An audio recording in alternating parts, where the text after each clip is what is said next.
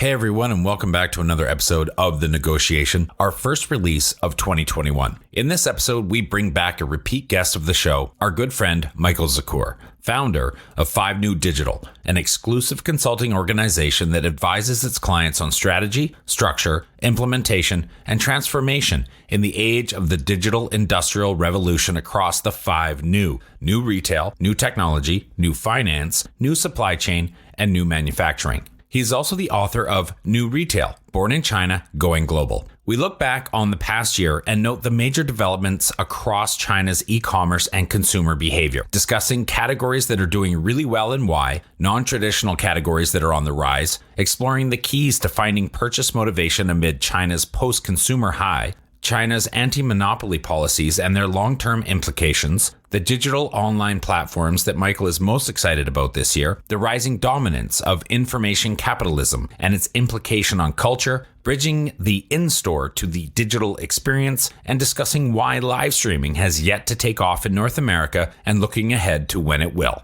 Enjoy.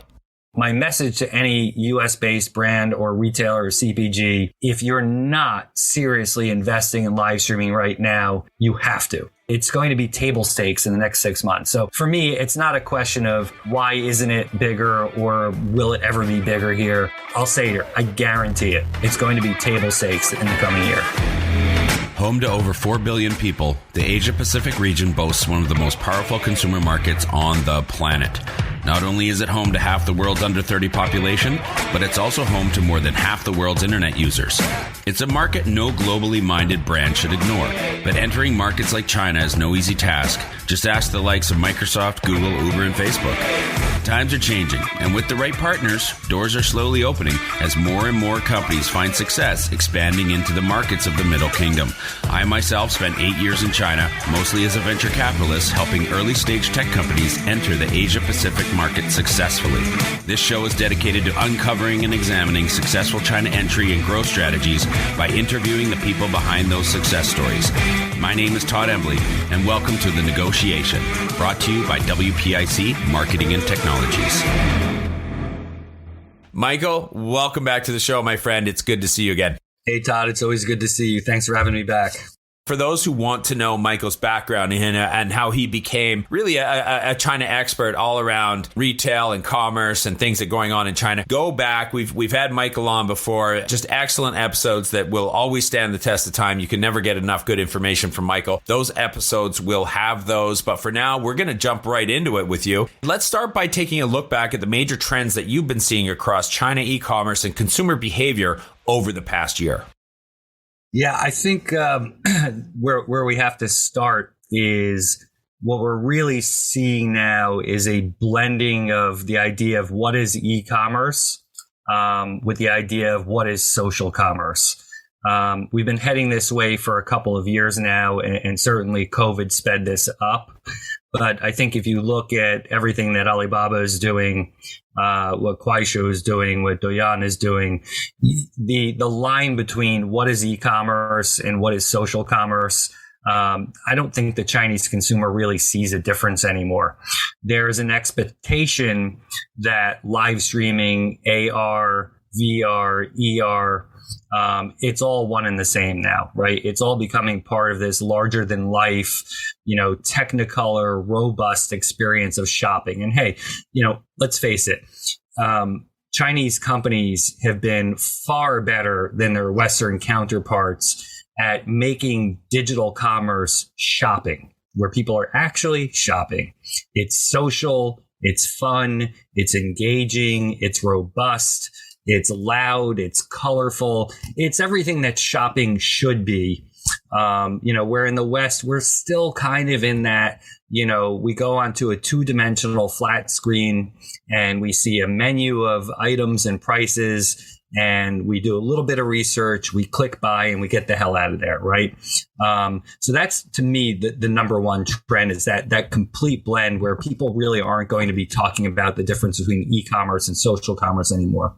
And I think that really goes hand in hand with the other big trend, which is we've seen the full maturity, the full flowering of the new retail model in China.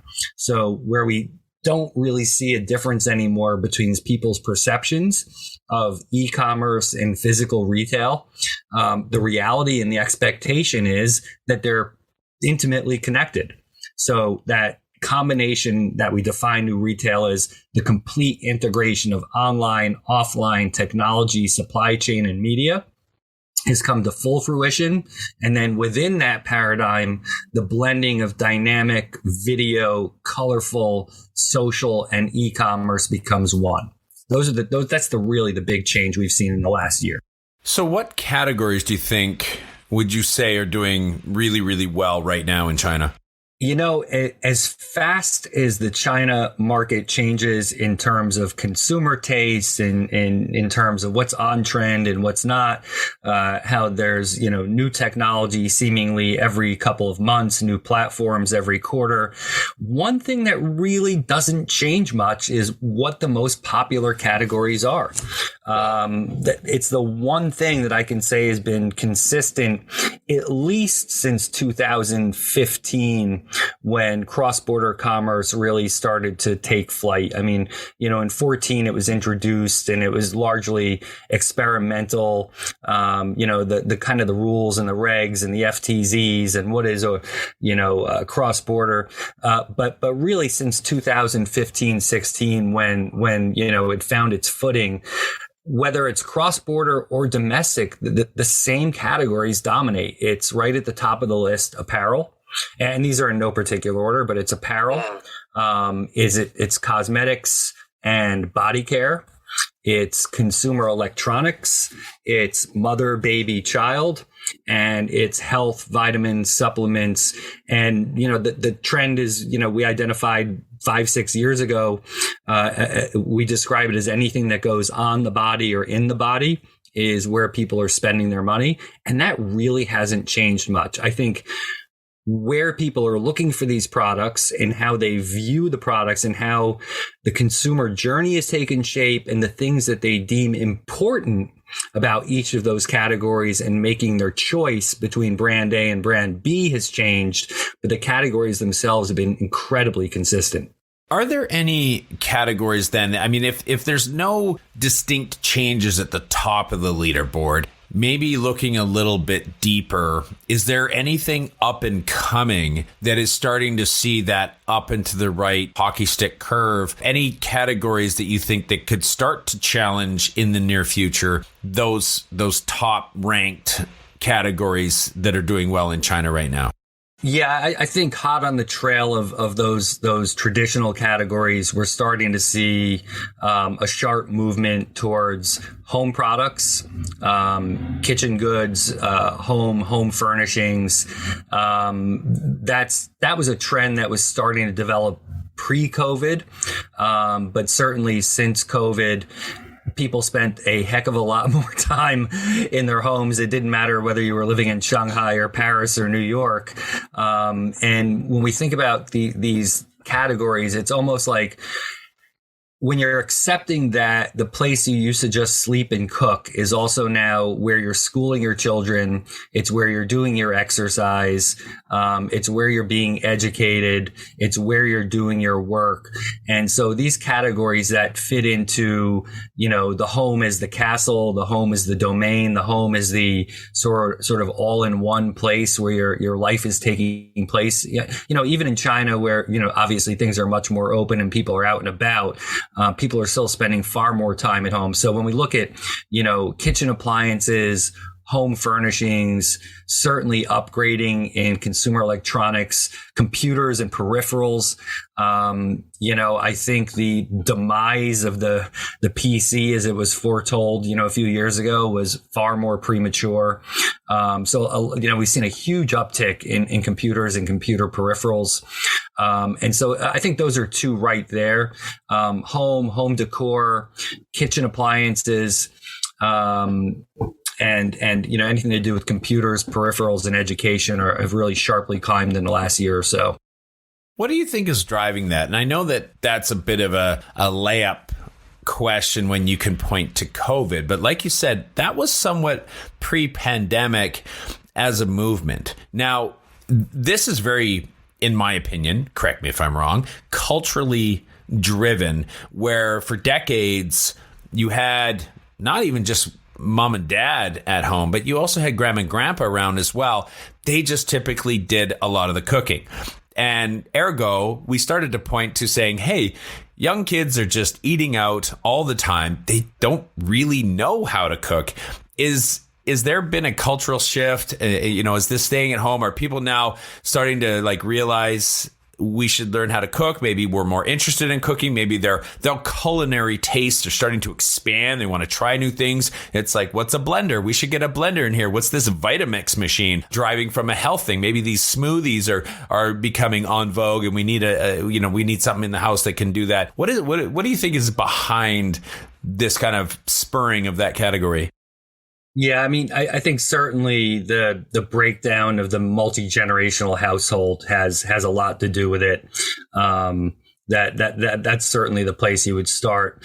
I also think just in, looking at the younger generations, there's been a move, sort of a back to basics, a back to nature feeling almost. I think, what we see when we look at Gen Z and Gen Y in China, I think there's a little bit of materialism fatigue going on in China. And that the idea is you don't have to be out all the time. You don't have to be buying just to show off all the time. That, hey, I want to live a well-rounded, full life, and I want to go back to learning how to do things. Now, there's a limit to that, which is why, if you look at how Vitamix is rebounded in China, if we look at some of the other kitchen appliance categories, air fryers and cooking, people still want the technology and the information and the guidance that's going to help them along in that space. I don't think people are necessarily going back to, picking fresh ingredients from the fields and breaking them down and doing everything from scratch. But I do think it's part of that movement where people are just looking to, kind of get back to basics a little bit and not have everything be digital and pre-catered to them.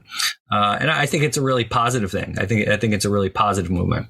Kind of tapping into that consumerism behavior. If I may, what you're alluding to is that there has been maybe a bit of a movement, and I don't know how to say that properly, but they are maybe saying, listen, we've kind of swung the pendulum a little bit far. Like we've enjoyed a lot of economic success. We've had a lot of money. Now we've been out spending and buying, and maybe China's getting to that point where, are you saying, is that the fatigue that we're talking about, where maybe that's where they're starting to want to get back to basics?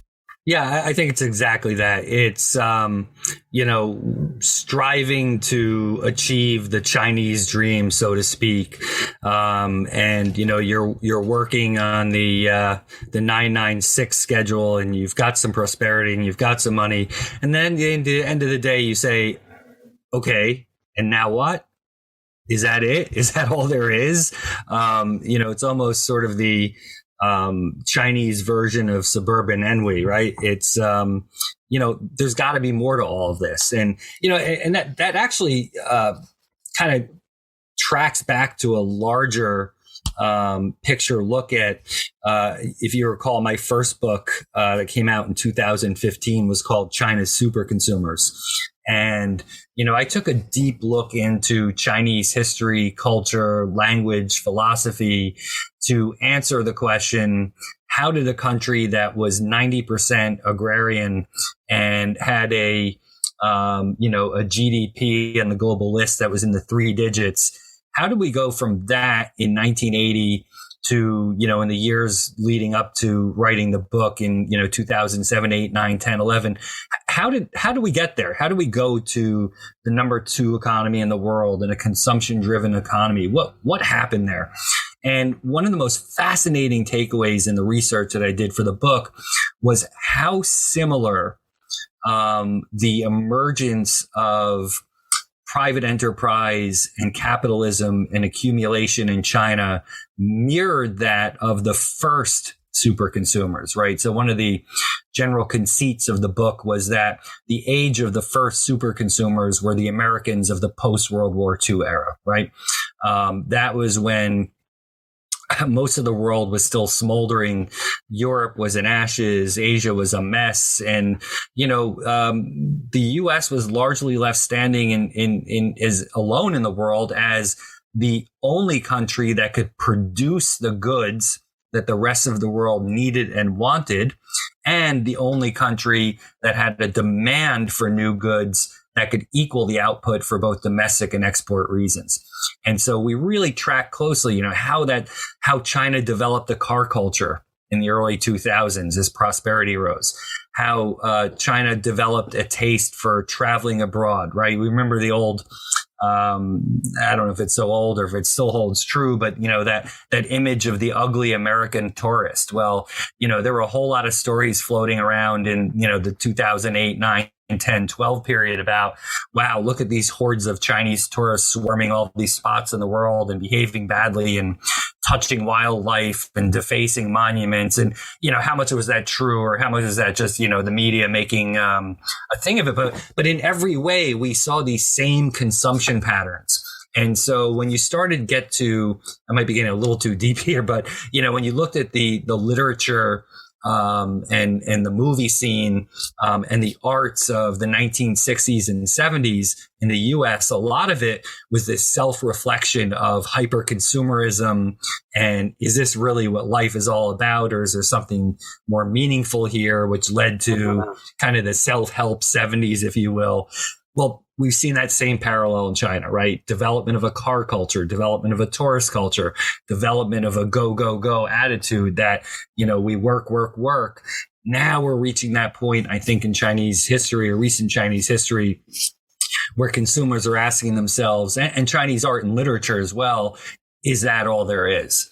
Now, that may, challenge the audience to say, well, what the hell does this have to do with me trying to sell my brand or be a retailer or move a lot of CPG in China? Well, it has everything to do with it, because what if we always talk about? You will find all the keys to purchase motivation in China through what we call language, culture, history, and philosophy. And over and over and over again, the brands and the retailers and the CPGs and the companies that make it in China spend the requisite time ahead of time and are constantly looking into those core four in order to build the Chinese version of who they are, right? What have we learned over the years? Exporting you to China doesn't work, not in the long term. You can get a short-term hit from it, but building the you from the ground up, the Chinese version of you and your company and your product, is what wins. And so, coming back to, your original question, what's motivating these changes? I think we're seeing sort of a post-consumer high reflection of how we want to live our lives in China.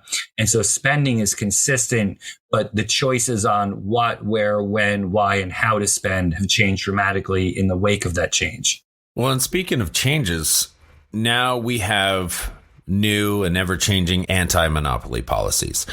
I would like to ask you, can you tell our audience a little bit about what some of those policies are and how they've been enacted this year, and then some of the impact that it's had right out of the gate, and then what you think some of the long-term implications are going to be in the future? I'll start by saying the laws on the books in terms of anti-competitive, anti-monopoly, and antitrust is not so new. It's not as new as people think it is. It's certainly become the headline over the last year. But if I can tell you a quick story, my first encounter with China's anti-monopoly laws goes all the way back to 2010. At that time, my company and I were contacted by a group of lawyers who informed us that there was a major global class action lawsuit being taken up against 30 of the largest airlines around the world, and specifically against their cargo units. And essentially what the U.S. Justice Department caught them doing was, between 2002 and 2010, all of these airlines globally had colluded to add a post 9/11 security surcharge onto all cargo flights and a post 9/11 fuel surcharge to all of their cargo flights. And this group of lawyers came to me and said, we did our research, and about 20% of all of the traffic that the air cargo was going between the US and China in the class period. Could we actually go to China and put together a class of plaintiffs to take part in this class action lawsuit against these 30 air cargo carriers? And I looked them in the eye and I said, honest to God, I have no idea. It was the first time I had really ever thought about any kind of anti-competitive laws in China. Long story short, I met with some people at the U.S. consulate, the Chinese consulate in New York. I had some conversations with them. They directed me to some people at the Ministry of Commerce in Beijing. After too many meetings and discussions to recount here, the Ministry of Commerce let me know that they were working on a brand new set of laws and regulations in the anti-competitive, anti-monopoly space. And they thought this would be a wonderful opportunity to find out more about how it works in the West and how Chinese companies could take part. So the bottom line was, by working through the Ministry of Commerce and national aviation authorities in China, we worked with the authority that all freight forwarders and all cargo companies must be a part of this aviation group in China to keep their license. And the long and the short of it was they agreed to take part in this process with us. And they brought us more than 20,000 of their members who we had proven were injured, to use the legal term, through these surcharges. And at the end of the day, what happened was these 30,000 Chinese companies participated in the suit, and they were all awarded monies in the damages from the suit that followed. So we're talking about these first laws and experiments going all the way back to 2009, 10, and 11. Okay, now that's the setup. What we're seeing today is we need to understand the context in which these anti-competitive, anti-monopoly laws, the new ones, right? The new ones that are being developed and put on the books. What's behind it, if you really peek behind the covers, is a genuine concern on the part of the Chinese government that a handful of companies in China, mainly in the technology space, have become far too powerful, right? That a typical Chinese person can't wake up and then go to sleep at night without having spent a significant portion of their day touching properties and technologies owned and operated by Alibaba, JD, Tencent, Pinduoduo, and a few other companies, right? Now, what's interesting about that is it tracks exactly with the concern that's being shown in the United States about the big four here. Are we as a nation, are we as a government, and are we as consumers comfortable with essentially 5 companies, right, who control everything that we do from an information perspective? And the question and the tipping point, I think, both in China and the US is what makes these companies great in one sense is that we can't live without them. What makes this group of companies dangerous is we can't live without them. And so when you look at the GDPR laws in Europe, you're seeing scrutiny of big tech companies around the globe. China is not alone in this. The pressure is there already in Europe. It's growing in the US, and clearly it's underway and being addressed in China. Okay, so it's part of a much bigger question that we as global citizens have to face. You know, in my opinion, what's going to shape the 21st century, the next 50 years, are 3 major issues: our relationship with technology companies, and information, our relationship with the environment and sustainability, and our relationship with our governments and governments' relationships with each other globally. Those are the 3 things that are going to determine, you know, what our kids and our grandkids, what their world looks like. Do you think that this has anything to do with China's relationship with the West? I think it has something to do, but not very much. I really think this is inside baseball for China. This is more about Xi Jinping's vision for the future of China.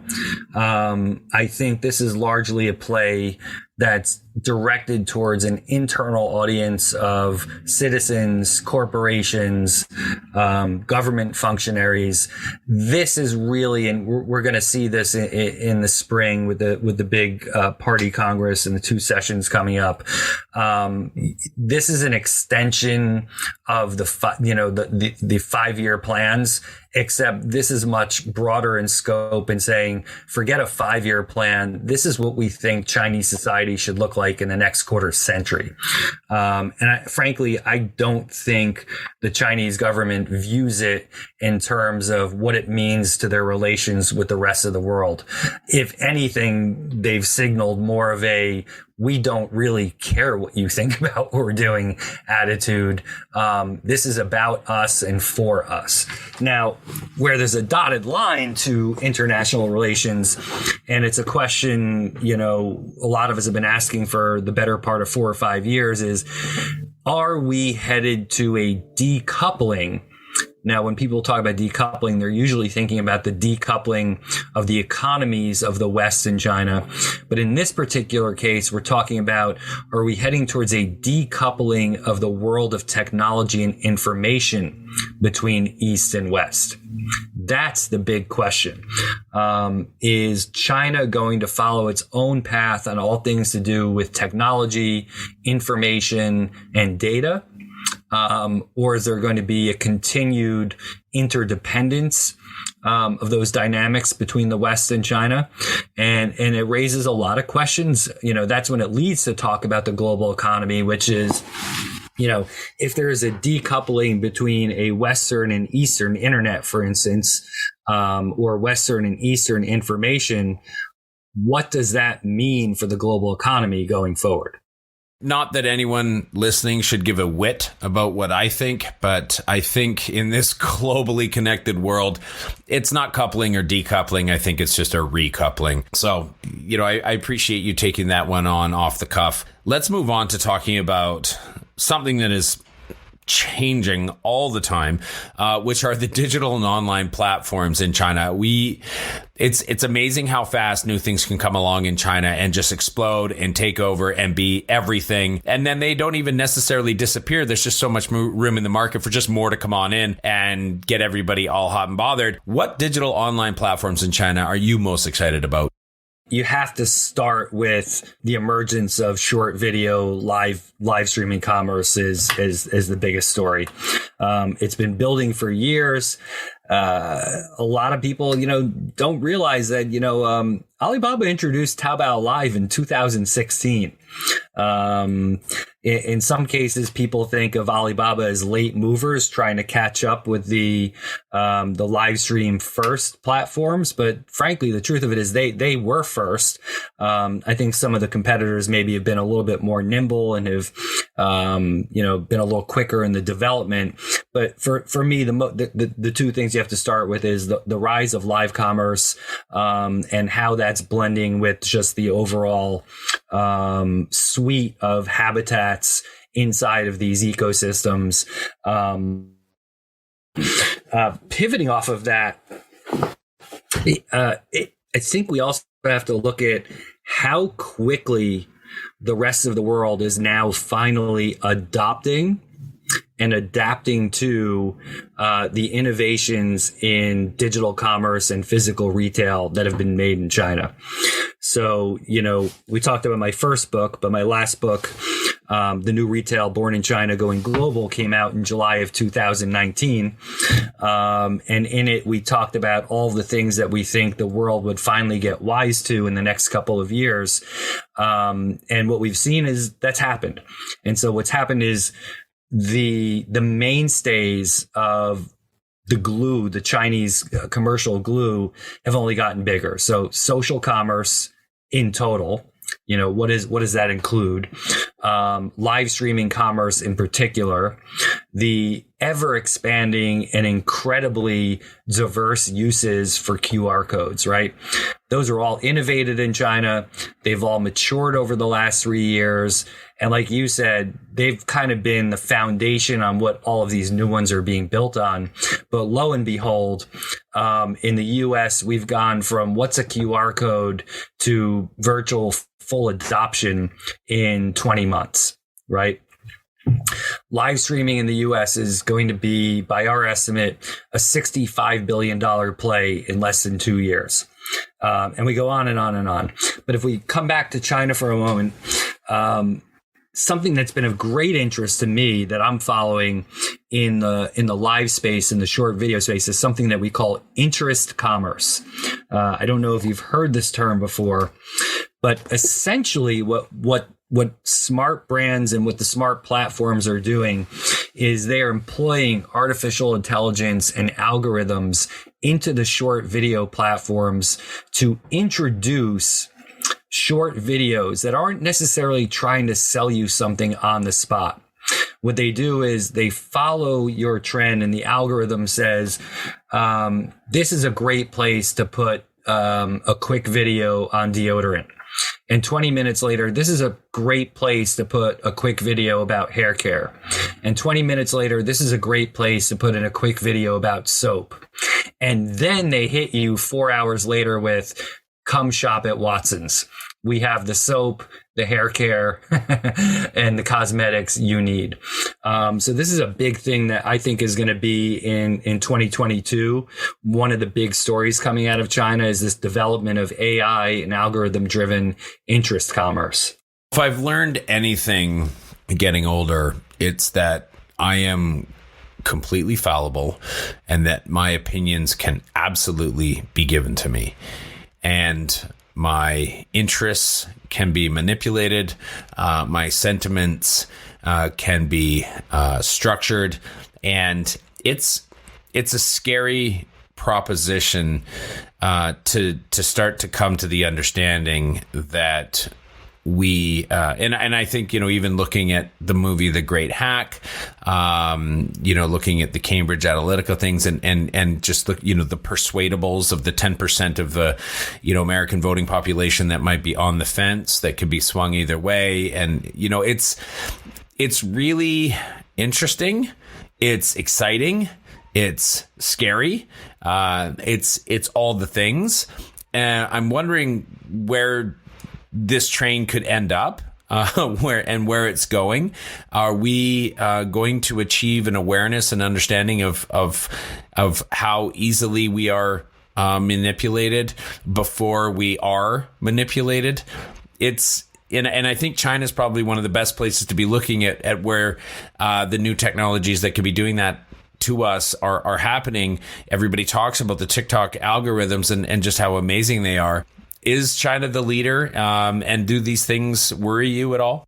Well, they concern me on a global scale. So if we go back to something I mentioned earlier in our conversation, that I felt like our relationship with and the usage of technology and information, along with our relationship with the environment and sustainability and our relationships with our governments, were going to be the three mega forces that were going to shape the rest of this century, right?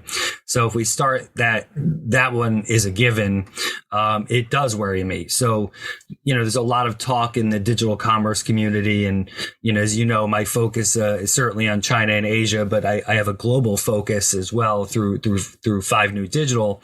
And, most of the smart people I talk to around the world who are involved in commerce and the digital world and consumption, we're all trying to figure out what is the meaning of human scaled technology. And we're trying to figure out where the border between acceptable and ethical use of information and technology is.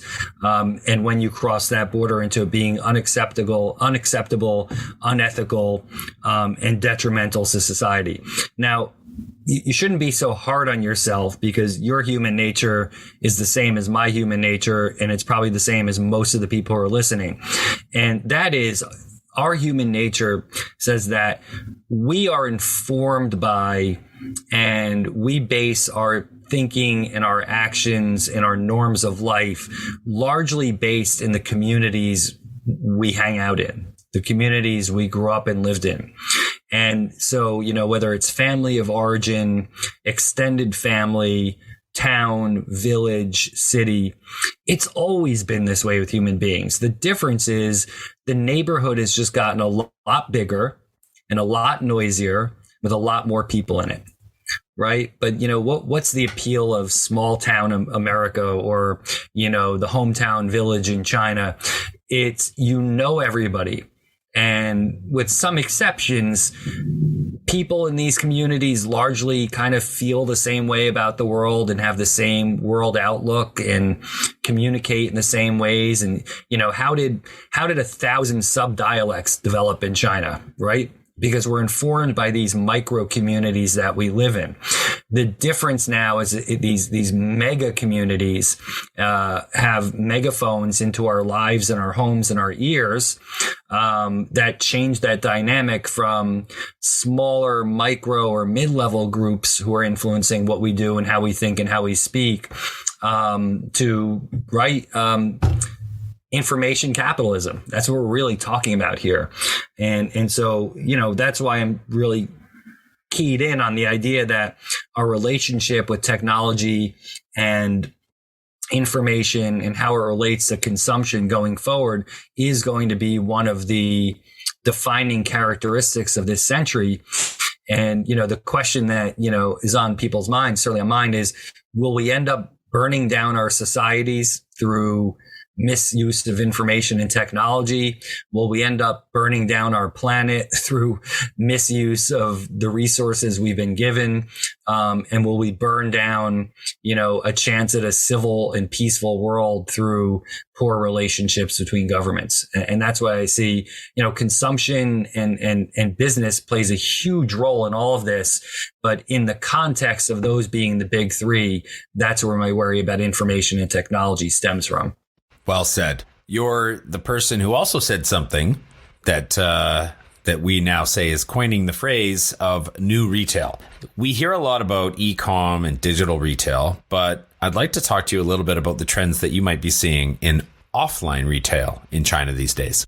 The new retail model was born in China. It was perfected in China. The question I get sometimes is, well, really, did they invent all of this? And let me first set it up this way.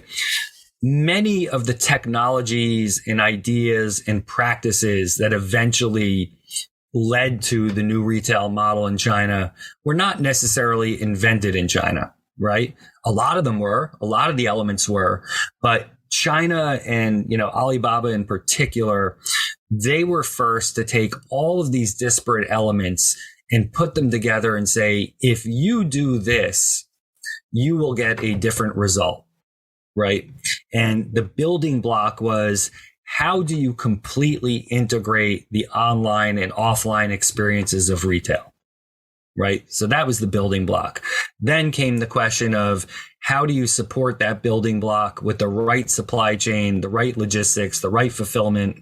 What role does content and media and entertainment play? And how do you build an ecosystem that includes all of your commerce facing entities, whether it's B2B, B2C, D2C, B2B2C, right? That was the genius of the new retail model. And the genius for me that came out of it, 5 or 6 years ago was, you got the story wrong, everyone. The battle between the clicks and the bricks that you thought was being waged for 15 years is over. And the winner was neither one. The winner was the new retail. That the great revelation of this model is that physical retail matters and it always will. So the question then is, how do you build the relationship between the digital and the physical worlds and the digital and the physical experiences? That's been the real trick. And I think what we've seen in China is the application of the tools and technologies to connect those experiences, to make them one seamless experience, each with its own delights. right? So when we talk about a commercial or new retail ecosystem, we have to extend the analogy to the idea that each ecosystem has different habitats, right? Which is why, at 5 New Digital and China Brightstar, working with our brand and retail clients, we try to get everybody to understand that you're in a commercial world now that is divided into ecosystems, platforms, and habitats. Right. And so the ecosystems are the 12, 15, 17 major mega ecosystems that are being built by the likes of Amazon and Alibaba and JD and Tencent and Rakuten and Walmart and Target. Those are the ecosystems. And then you have platforms where we're starting to see, and again, China's taking the lead in this area too. And this is, if you want a prediction for Western commerce 2022, I'll throw one out. What we're going to start seeing is platform commerce is going to emerge, whereby Netflix and Twitch and YouTube and platforms for content, information, and communities are going to become retail hubs. But coming back to the habitats again, it doesn't mean being in the department store habitat in time, or the 1919 wine shop habitat, or the Fresh Hippo habitat, or the Tmall habitat has to feel exactly the same. The point is those are all habitats in a larger ecosystem, and you should be able to easily walk from one to the other. Right. I can bathe in the delights of the jungle habitat. Now I'm on the beach habitat. Now I'm in the desert habitat. Right. All those habitats exist in the United States. And you don't need to show a passport to go from one habitat to another. Well, it's the same principle in commerce and in the new retail model, which is you do that complete integration of the online, offline with the different feel of the habitats. And all of it is driven by the 2 key enablers, which are on one side, all things technology, IT, and data science. And on the other side, all things supply chain, logistics, and fulfillment. That's the glue that holds the ecosystem and the habitats together. And that's what China does better than anybody else. So what I'm seeing in China now is really forward-looking stuff on how to not only put in-store tech in place, but how to completely integrate the in-store tech with what you're seeing on your mobile phone or on your desktop. So that integration of in-store tech and digital experience is bridging those habitats even more than ever. I mean, looking at programs where, instead of just handing out samples at the cosmetics counter, they've gamified it. And so you have like a claw machine, like the old Boardwalk claw machine, and you scan your QR code on the claw machine, and then you use the handle and you get your sample. Well, guess what? Now we've got CRM built automatically. We know which sample you got. We have all of your information, and now we're going to actually blend that information into the online experience. And we're going to ask you when you're on our website next time or on the Tmall store, did you use the sample? Did you like it? Did it make your skin softer? Did it make your skin whiter? So that's just one example of, where the in-store tech and the digital experience are yet another bridge between habitats. And that's really where China's taking the lead. Moving back to online, we've seen a lot of discussion around the importance of live streaming and whether or not it's actually going to arrive in the rest of the world after taking China by storm. And I will say that it is also starting to take India by storm, but it hasn't really taken off yet in Europe or North America. Why do you think that is? Will it ever take off in Europe or North America and the rest of the Western world? And why or why not? It is going to be huge in the United States. And in fact, it's already bigger than most people think or assume it is in the US. You may find this hard to believe, but $25 billion worth of goods were sold through live streaming commerce in the US last year. Huh? Right. Yeah, it's here and it's getting bigger. It's still in the growing stages. Like I said earlier, I think, in less than 2 years, it's going to be a $65 to $75 billion play. And we only need to look at who's making a play in the US in live streaming. So Amazon, is obviously doing Amazon Live. They're pushing it hard. Just this holiday season, after what seemed like an interminable wait, Google has now activated YouTube for live streaming. Twitter is live streaming. Walmart is doing their own live streaming. We've seen startup platforms like Pop Shop Live merge. I really like what those guys are doing. They have a setup where it's almost like going to a cable TV system on their website, and they'll have a rock channel and a cooking channel and a country western channel, and they have 24/7 live streams, and you pick the channel you want to go into. So really, what you're seeing is for US brands, they've got three choices right now. They can engage in live streaming through the platforms that the big tech players are providing. They can engage with the startup platforms and aggregators. And now the tools can be bought off the shelf to just plug and play with live streaming directly through your website. And I'll just give you one example. We did a project for one of our clients a couple of months ago. I can't say who they are, but they're a significant sized retailer based in the northeast of the US. And we suggested to them that they take the dive into live streaming for the first time. And essentially what we did was we did a live stream from their flagship store in New York City. And we got the CEO of the company and an influencer to host the live stream. And the results were astounding. They sold more in the hour of the live stream than they did in an average 5-day period in that store. They also got, and this is key, 25,000 sets of eyeballs inside their store, right? So people who couldn't physically step into the store and experience got to virtually step into the store and experience. Well, you might ask, why does that matter?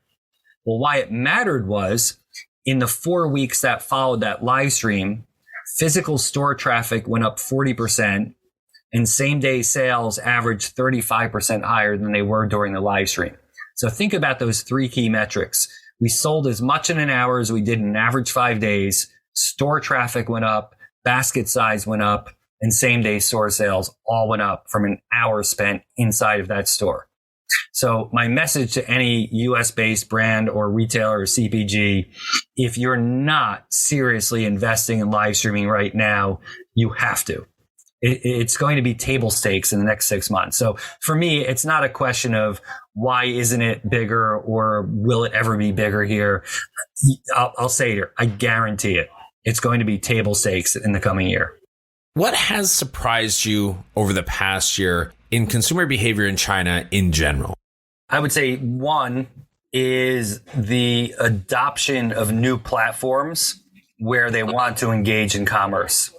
And you only need to look at the traffic and conversion numbers on Alibaba and their various marketplaces and JD, where you've seen the overall share of retail shrink on those platforms and the overall share of retail having jumped on WeChat mini programs and short video.